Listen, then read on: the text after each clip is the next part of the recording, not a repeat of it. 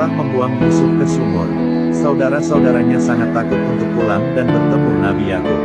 Mereka pun menunggu sampai malam agar bisa menutupi keburukan mereka. Mereka juga memiliki ide untuk mengatakan kepada Yakub kemana Yusuf.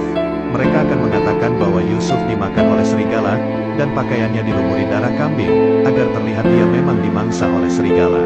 Saat mereka sampai di Kanan, semua keluarga ternyata sudah menunggu kehadiran mereka, dan Yakub sangat mencemaskan Yusuf. Ketika anak-anak yang datang sambil berpura-pura menangis, Yakub menyadari bahwa Yusuf tidak ada di antara mereka, lalu ia pun jatuh pingsan. Saat sudah sadar, Yakub bertanya kepada Yahuda, apa yang sebenarnya terjadi. Yahuda dan Samun menceritakan, jika Yusuf dimangsa oleh segerombolan serigala saat mereka sedang menggembala kambing. Dengan sandiwaranya mereka semua mengarang cerita, seakan-akan kejadian itu sangat mengerikan bagi mereka. Yahuda juga memberikan pakaian Yusuf yang sudah dilumuri darah kambing tadi kepada Yakub, agar dia percaya bahwa memang Yusuf dimangsa oleh para serigala. Yakub pun percaya jika itu adalah pakaian milik Yusuf yang membuatnya semakin bersedih dan kembali pingsan. Tak berselang lama, saat Yakub sudah sadar, dia mulai curiga terhadap anak-anaknya, jika cerita yang mereka ceritakan itu telah dibuat-buat, karena menurutnya serigala yang memangsa Yusuf sangat baik hati, karena para serigala itu memangsa Yusuf tanpa mencabik-cabik pakaiannya. Seketika mereka pun terdiam mendengar perkataan ayahnya itu.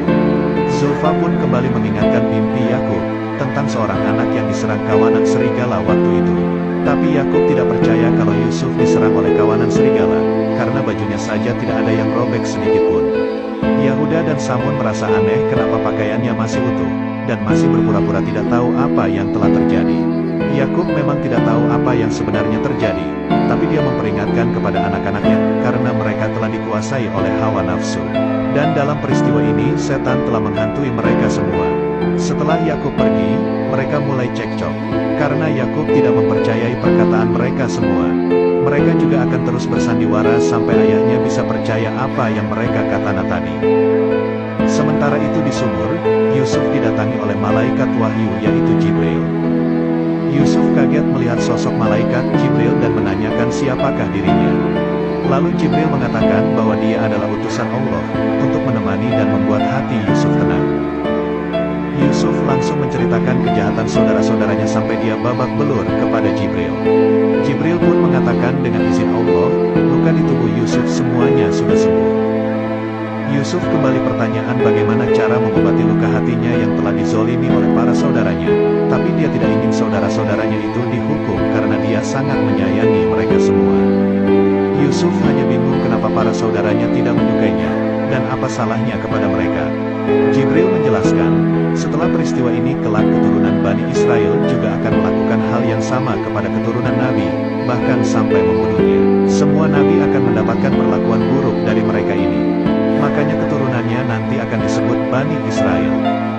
Itulah yang Yusuf takutkan. Kelak ia juga menginginkan agar mereka segera bertaubat kepada Allah. Jibril langsung menjawab perkataan Yusuf, jika nantinya dialah yang akan memaksa para saudaranya untuk bertobat. Setelah waktu yang cukup lama, Yusuf nantinya akan berkuasa atas mereka dan membuat mereka menyesali semua ini. Sebelum pergi, Jibril mengatakan kepada Yusuf kalau dia harus terbiasa menjalani banyak kesulitan. Keesokan harinya, semua warga Kan'an dan keluarga Yakub mencari Yusuf di sekitar ladang gembala yang biasa mereka tempati. Saat beberapa warga mereka di sumur Yusuf, malaikat Jibril kembali datang kepada Yusuf dan menyuruh Yusuf untuk tidur, karena Allah berkehendak lain jika Yusuf belum boleh bangun dan kembali ke ayahnya Nabi Yakub. Tapi saat saudara-saudaranya mendatangi Yusuf, dia pun terbangun dan mengatakan jika dia baik-baik saja, hanya saja dia merasa lapar. Lavi yang membawa bekal langsung memberikannya makanan, dan menceritakan keadaan ayahnya yang terus bersedih karena kehilangan Yusuf. Singkat cerita, ada sekelompok khilafah atau pedagang sedang berada di sekitar sumur Yusuf. Dan di saat itu juga datang badai pasir yang membuat khilafah itu harus kehilangan arah untuk menuju Mesir. Ternyata pemimpin khilafah itu juga pemeluk agama Tauhid, karena dia juga merupakan cucu dari Nabi Ibrahim. Pria itu bernama Malik. Mereka pun bergegas melanjutkan perjalanan menuju Mesir, tapi karena mereka kehabisan air, mereka harus mencari air terlebih dahulu agar persediaan mereka bisa mencukupi saat dalam perjalanan. Ketika khilafah itu mendekati sumur Yusuf, para saudara-saudara Yusuf segera bersembunyi, karena mereka tidak ingin ketahuan.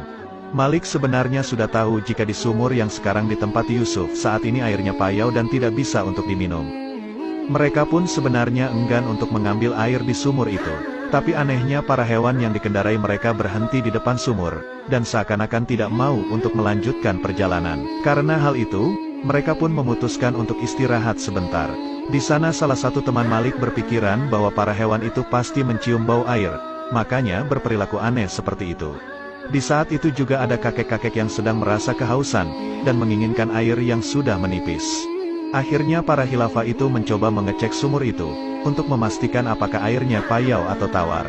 Dan dengan kehendak Allah, air sumur yang seharusnya payau berubah menjadi tawar, yang membuat Malik merasa aneh mengetahui hal itu. Di sisi lain saudara-saudara Yusuf mulai berpikir, bagaimana jika para khilafah itu menemukan Yusuf di sumur itu? Yahuda pun berniat akan menjual Yusuf ke khilafah itu sebagai budak, agar Yusuf dibawa pergi jauh oleh mereka dan tidak bisa lagi bertemu dengan Nabi Yakub. Yusuf yang melihat ada seseorang sedang mengambil air di sumur, berniat akan menaiki talinya. Tapi dia kembali teringat dengan kejadian saat saudara-saudaranya menzaliminya. Lantas ia pun lalu mengurungkan niatnya untuk keluar dari sumur itu. Tak berselang lama, Jibril pun datang dan mengatakan bahwa para khilafah itu diperintahkan untuk menyelamatkannya.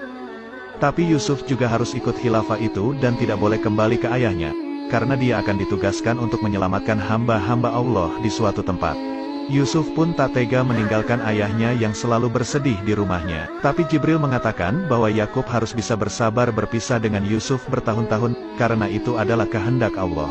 Jibril juga berpesan kepada Yusuf, kalau dia tidak boleh menyebutkan nama dan jati diri kepada khilafah itu. Jika mereka menanyakan namanya, cukup menjawab bahwa Yusuf adalah anak sumur. Akhirnya Yusuf dikeluarkan dari sumur itu, yang membuat para khilafah itu terkejut melihat anak yang begitu tampan keluar dari sana. Yusuf terlihat sedang mencari keberadaan saudara-saudaranya, dan tak berselang lama mereka pun datang, lalu menyatakan bahwa Yusuf adalah budaknya yang kabur.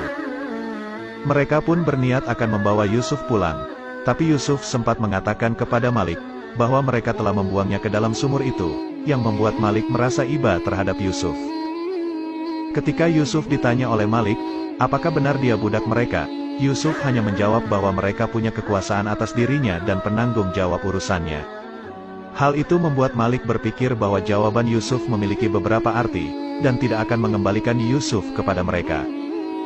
Yahuda pun berniat akan merebut Yusuf secara paksa, namun hal itu langsung dicegah oleh Lavi yang lalu menawarkan untuk menjual Yusuf kepada Malik.